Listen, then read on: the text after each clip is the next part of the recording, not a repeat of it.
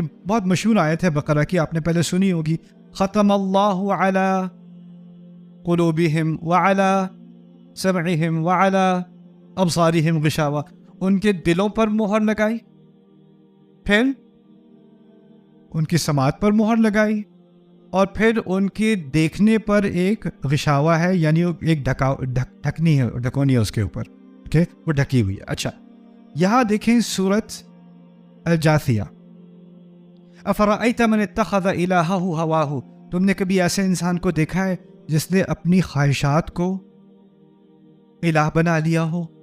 وَأَضَلَّهُ اللَّهُ عَلَىٰ عِلْمٍ، اور اللہ نے اس کو گمراہ ہونے دیا ہو اس کے علم ہونے کی باوجود، اس کے پاس علم بھی ہے پھر بھی گمراہی میں گیا۔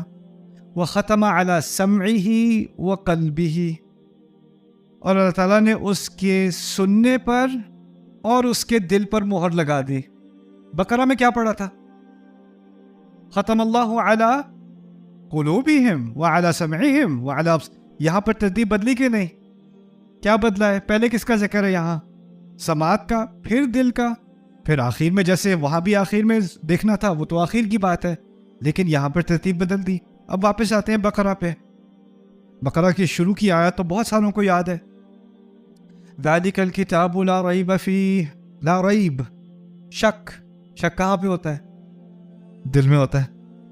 فیہ ہدن، ہدن، شک کیسے دل میں ہوتا ہے؟ کیسے پتہ دل میں ہوتا ہے؟ وارتابت قلوبہم، قرآن کہتا ہے ان کے دل شکوں میں تھے۔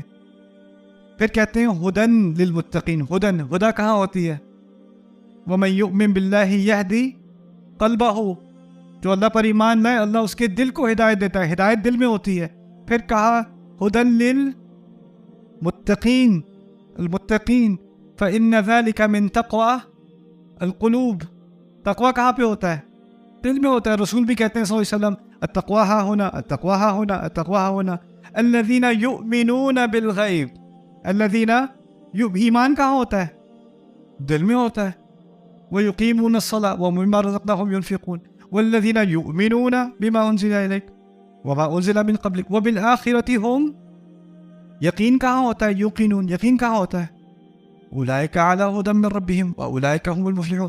ان الذین کفروا، کفر کہاں ہوتا ہے؟ وہ بھی دل میں ہوتا ہے۔ سواء علیہم اانذرتہم ام لم تنذرہم لا یؤمنون۔ اچھا ساری بات شروع سے بقرہ کے دل، پھر دل، پھر دل، پھر دل، پھر دل، پھر یہ آیت آتی ہے ختم اللہ علی قلوبہم وعلی سمعہم وعلی ابصارہم۔ تناسب ہے کلام کے ساتھ؟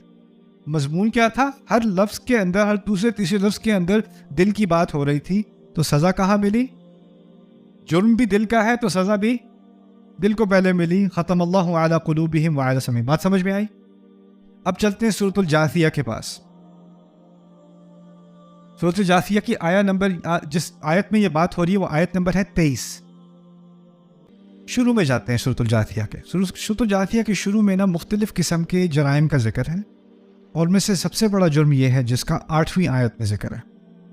اللہ تعالیٰ کہتے ہیں یسمع آیات اللہ تتلی علیہ، وہ اللہ کی آیات کو سنتا ہے جو پڑھی جاتی ہیں اس پر، ثم یصر مستکبرا، پھر سننے کے بعد وہ مڑ جاتا ہے استکبار میں، تکبر میں، کأن لم یسمعها، جیسے کہ اس نے سنی ہی نہ ہو، جیسے کہ اس نے سنی ہی نہ ہو۔